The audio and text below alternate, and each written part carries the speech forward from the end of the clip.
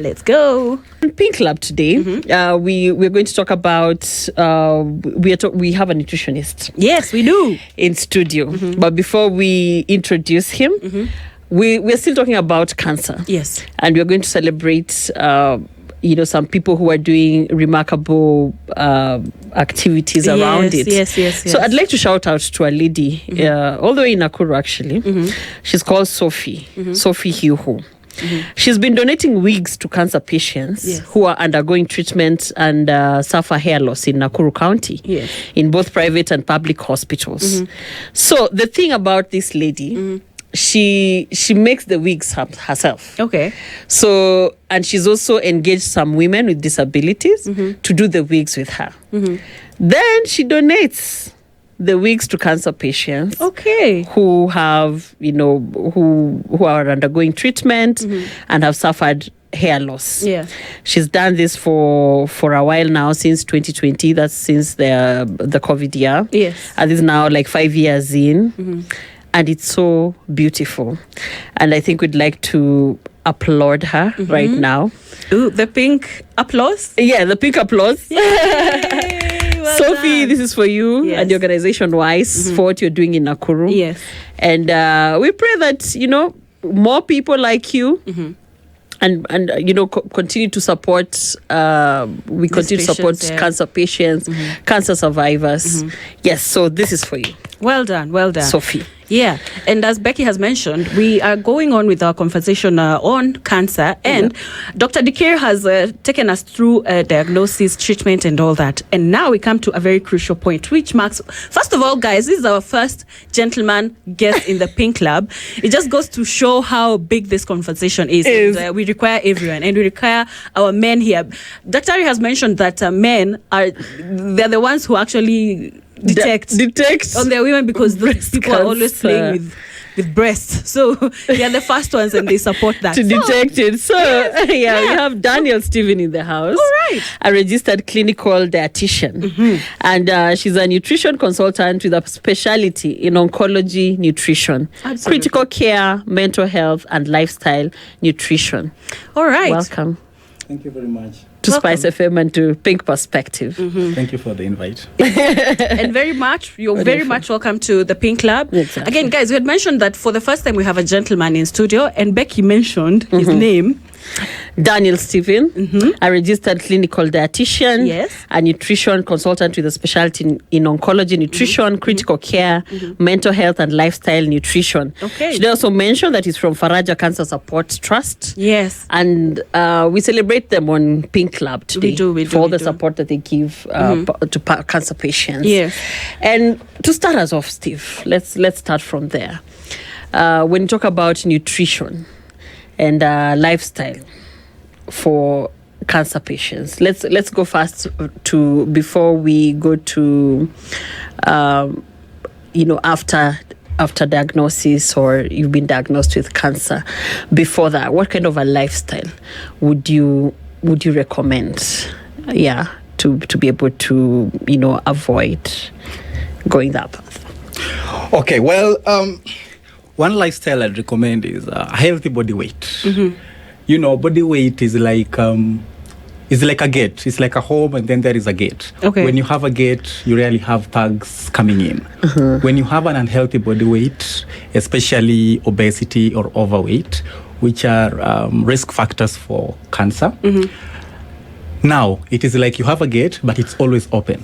Anybody can come in and take whatever they want. So having a healthy body weight really helps you close one of those gaps. Okay. It is not the only thing, but it does play a pivotal role in this cancer management or prevention. Okay. Rather. Okay. Yes. Yeah. So we should, first of all, I feel like he's addressing me. Yes, I'm going to be working on that, because we do not want cancer. We have to start by preventing. Yes. If prevention means take care of your body, that's the bare minimum you can do. The risk factors. Yeah.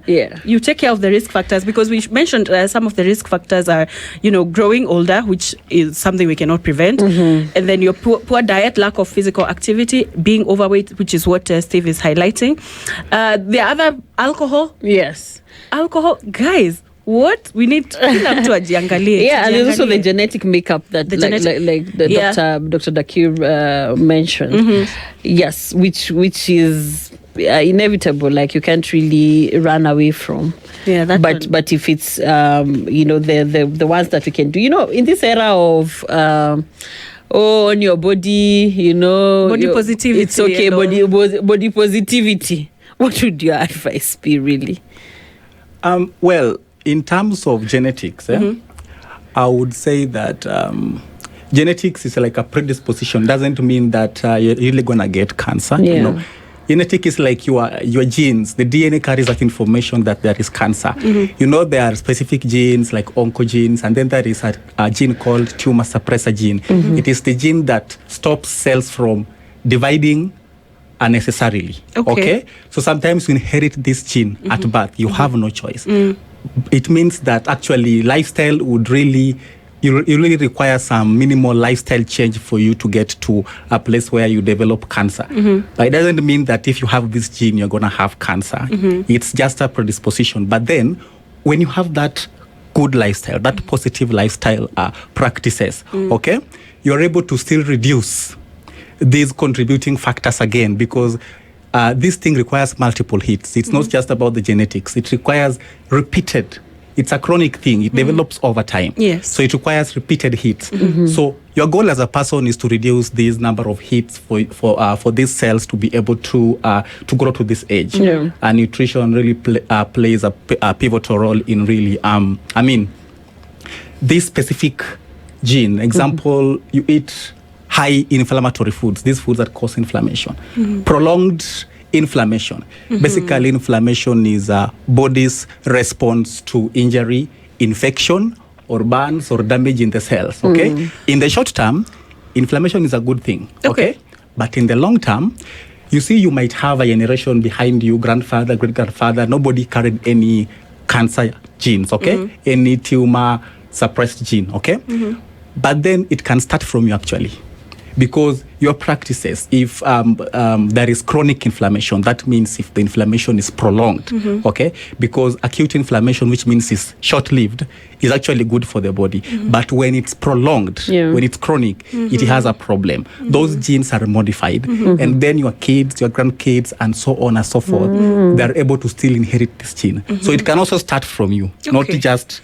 from the generations back. Yeah. Yes. Could be the first one. Yeah. Okay. Yeah. So what are some of the biggest nutrition challenges that that cancer patients face, especially during treatment? Now we can get to treatment. Yeah. One of the biggest challenges is issues dealing with the gastrointestinal symptoms. You see the cancer treatments, especially chemotherapy and radiotherapy, the most common cancer treatments. One of the most prevalent symptoms is nausea and vomiting. Okay. So sometimes also changes in taste. You see, if as a person you have nausea and vomiting, and remember these cancer treatment protocols, they don't just kill the cancerous cells. They also can destroy the neighboring healthy cells. Yes. So you need the optimal nutrition to be able to fight it. Yes, to fight it. But again, the way through which you can access this healthy nutrition is a problem, because you can't tell me you have nausea, at the same time you have vomiting, at the same time you have diarrhea, and then you are told to have a healthy nutrition. This food can't go in. Actually, you see food, the taste itself, sometimes it's metallic. Whenever you see food, you feel like throwing up. The access is the problem. Or let's say you don't have nausea or vomiting. Let's say you have diarrhea. Okay? Who wants to eat if every time they eat they have diarrhea? You'll avoid the food. Yes, you will attempt to avoid. And then now you develop the habit of picky eating. So there's a specific food that works for you, okay? And this specific food might not be the best or the healthiest choice. Option, yeah. Okay? And sometimes you'd have constipation. So you suffer stomach fullness. You don't want to add anything to that. Yeah. Okay? So these are some of the major symptoms during cancer treatment. I mean, the side effects of these medications. Because sometimes somebody said that the cancer treatment itself, the chemotherapy especially, is not just, the worst of it all. It is the courage to face the side effects, to be able to overcome this challenge. And it is real. It is not something that we hear. We see it every day. Yeah. Okay. And what are some of those tips that you can give to cancer patients to just help them keep the food in? I'd say that as much as it's the taste is metallic. What are the tips that you'd give to cancer patients to be able to, like, practical tips that will help them eat better? Okay, so one thing, if I am to cover example nausea, nausea is you feel the urge of vomiting, but not necessarily vomiting accompanies the nausea. Okay, so some of the time, and one thing you must know is that patients are not the same. We might have the same body, the same organs, and the same body functions, but how the body responds to different medications or diets is different for everybody. Yes. So you must first of all find what works for that individual patient as a person. There is no universal plan that works for everybody. It is person specific. Okay.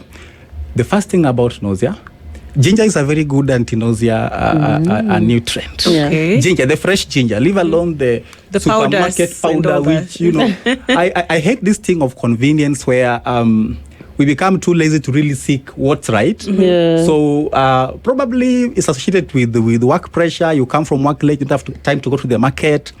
The supermarket is just close by, and you step in, pick up the powders. Yes. I would rather prefer you plan yourself. Go to the market. Herbs and spices. Buy them fresh. Yes. Ginger is good. Another thing when it comes to vomiting, because there are different classes of vomiting. There is vomiting where a person it's just once, and there is the one where we now say it's you can't control it. You can't keep anything down. Okay, at that point we would prefer you stay without eating for maybe the whole day. Just rest the gut, because it's more dangerous when you eat and then you vomit, because as you vomit, it's not just the food coming out. Even the hydrochloric acid in the stomach accompanies the food. It can irritate the esophagus. Okay. So for vomiting, if you have, let's say low-grade vomiting, it's not that serious, okay? I would say the small frequent foods. And again, the best thing, you avoid spicy foods and high-fat foods. These are known components that irritate the gut. They irritate the stomach when you eat a lot of spices and a lot of high fatty food. We prefer foods that don't have that strong aroma. Okay. Boiled foods work for most people. For most people with nausea and vomiting, boiled food works best for them. Yes. What are these things? They say sugar. Like cancer cells feed on sugar. Yes. I don't know that it's a myth. So does that mean the patient like you avoid sugar? You avoid no. Like if you take sugar, then they mastatize, like they grow faster. Is it true? Tell us. You see, any cell, okay? Cancer is a cell. Cancer, it's basically cells combined, okay? Any cell, the primary source of energy is sugar. It can become in forms of glucose, things like that. So it is a basic to that life. Yes. But the real other problem with the sugar is also the inflammation issue. People who like to take tea, you don't say on Monday we'll take tea, Tuesday we'll not take tea. You take tea every day, probably more than 3 times a day. 2 to 3 times a day. And your tea is accompanied by sugar. Okay? And to make it worse, perhaps you're a person who loves soft drinks. A lot of sugar. You take it in. Sugar causes that chronic inflammation. And it is confirmed by the fact that you take tea throughout the year. There is no day that a tea lover would take tea alternatively. Alternate days, I mean. So basically, that sugar, it's an enemy on different fronts. Basically, 99% of all medical diagnoses are sugar is a risk factor. It is. Yes. It is. Yes. Dr. I'm curious because we are saying some of these symptoms are coming because of lifestyle choices that we have made. That is why someone is obese and you're at higher risk. So does that mean that people in urban areas and maybe peri-urban are more likely to have cancer than people in rural areas who are taking fresh ginger? I'm just curious. That depends on on the time. Like right now, I think even if you live in the rural areas, the urban foods have really penetrated even into the village. All right. The cooking practices, the eating practices. Even in the village, you'll find something not short of a KFC shop somewhere where they probably copy-paste what like KFC fast does. foods. Fast foods, okay? I would say probably 10 years ago, it wasn't the same case. Okay. Because people in urban areas are more disposed with the fact that they practice most of these bad eating habits. You know, example, let's say today you get out of work at 8. Let's say your home is in, let's say, Kiambu. So you find traffic, you arrive at home by 10. Drive through. Yes.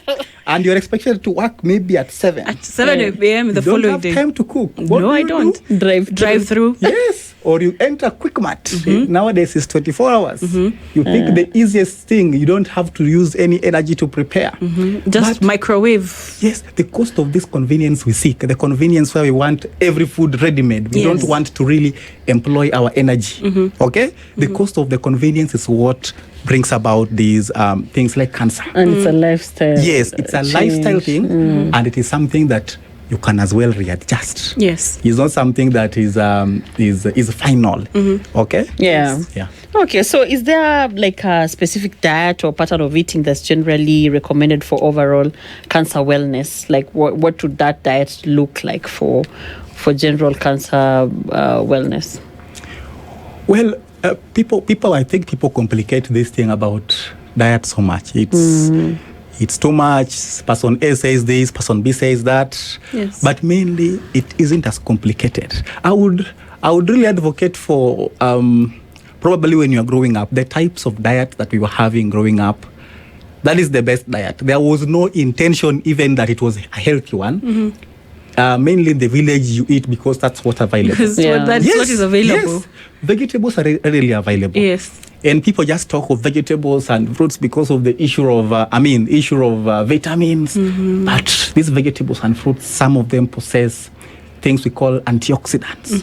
You see, after a person has taken things like soda for a prolonged time, you have this chronic inflammation. And the issue about inflammation, especially brought by these foods, is not something that you can feel. I feel inflamed in my stomach. No. You cannot feel it. Okay. And most tests can't tell you about it until it's too late. Okay? Okay. Now, the issue is that there are things called reactive oxygen species. These things in the long term, chronically, they destroy cells. They can alter the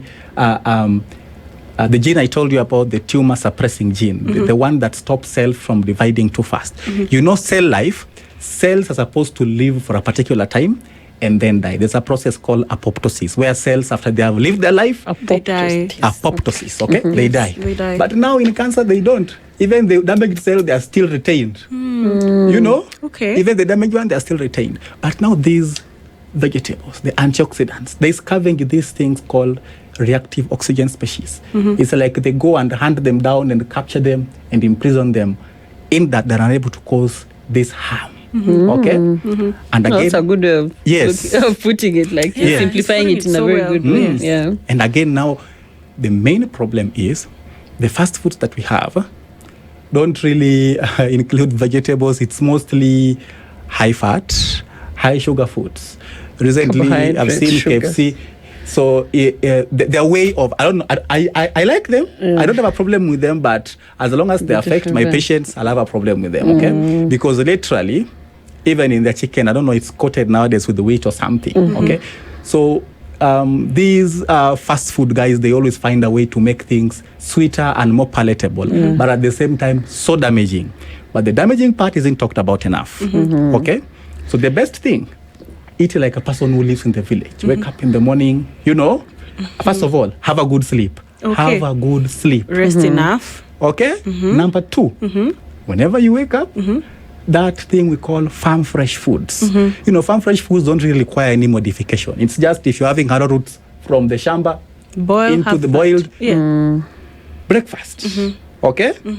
That is easy. Boiling doesn't take more than 20 minutes. Yeah. You know? Okay? Yes. And then people go to the farm, or if you anticipate you don't have dinner, probably want to go to the market. Market from the village markets, normally distance is 3-5 kilometers. It's long. As you walk, that is exercise. Yes. You have already fulfilled another version of good lifestyle practice. Okay. Wow. Yes. After buying that fresh food, you get back home. In the village, lights are always out by 7 or 8. People sleep by 9. The village is as quiet as it gets. So basically, Urbanites are on their phones. Till urban late. area, even if you had the intention of having a good lifestyle, you'd find a noisy neighbor who still wants you to sleep late. So I don't know how we are going to mitigate that. But the best thing, live like you're in the village, although you are in the city. Wow. It will help you cover some of the basics. Okay. Yeah, because time is really running out. We have a lot to talk about. Maybe we can talk about support, community support. How can the community better support people facing cancer through maybe food and nutrition awareness? Yeah. So first of all, you must know cancer treatment is there's a lot of financial constraints accompanied. They are not cheap, and most insurance companies they run out, or even if you have, some of them may not cover, depending on your affordability. So one of the ways to support these individuals is maybe through financial donations. Probably you would say, I'll stand in for your treatment for this month, for the chemo cycles, something of that sort. Okay. Another thing is there is the issue of stigmatization still going on. You know, for some patients, they might face hair loss. If you knew person A who had a lot of hair, then in 2 months all the hair is gone. And you start spreading the rumors, it comes back to them. The stigma can still play a pivotal role in reducing their quality of life, because cancer treatment, sometimes the best thing we do, even as dietitians and nutritionists, is that we try to improve the quality of life, so that even though they are undergoing this treatment and pain is involved, all these symptoms of diarrhea and everything else, they still get to feel like they're not alone. You know, because sometimes most hospitals actually nowadays, they have WhatsApp groups where these patients, they're there with the cancer survivors who give them the motivation that it is not the end. I fought this, I made it through. This is how I did it. Okay? So I believe the financial part and the social part plays a pivotal role to their health. Wow. All right. Becky, do we go on a short break, or do you think we should end this conversation with Dr.? We need to. I think he could probably finish it with the advice that he can give to caregivers who are trying to support loved ones, because I know caregiving for such patients is also not like an easy thing. Like you said, it's very burdening financially. So what advice would you give to caregivers about that? Sometimes I understand caregivers might sometimes be in more pain than even the patient, because probably a caregiver is probably it's a mother, and it is the daughter who is the caregiver. She sees the pain the mother is undergoing. It is not as simple. It interferes with your mental state. You might actually you might end up sicker to become sicker than your mother, because of the depression that you anticipate. What if I lose her? It's really a dark cloud. It is a very dark one. Okay, but the most important thing is that being there for the moment and doing what you can. There are things that you cannot do, but I believe your presence, not running away from these care. Your presence with these cancer patients, it does contribute a lot to their well-being, or even tolerance of these treatment. Just be there, whether sometimes we might not be able to provide finances, but the fact that you're there, if the food is there, because some of them require assisted feeding, you might assist. It does help. Okay. Beautiful. Wow. Dr. Stephen, registered clinical dietitian Daniel Stephen, who's a nutrition consultant with a specialty in oncology, nutrition, critical care, mental health, and lifestyle nutrition. We didn't even touch on the mental health. We should probably have him back. Like you said, he's the only man we've had on the show. Yes, the first male guest. First man on the show. We hope to invite him again to talk about especially mental health. And we were supposed to ask you a question at the beginning. What's your pink? Yes, what is your pink, Daktari, as you conclude? As you finish, Well, I believe there was an Uber lady who drove me to this place, and she was very courteous. Okay. And very kind. Okay. I felt like she should wait for me and take me back to wherever I came from. Maybe she's waiting. Probably I should run to the parking. You should run to this lady. Yes, indeed. Okay, Yes, indeed. that's really nice. It's good to hear that even women are in male-dominated work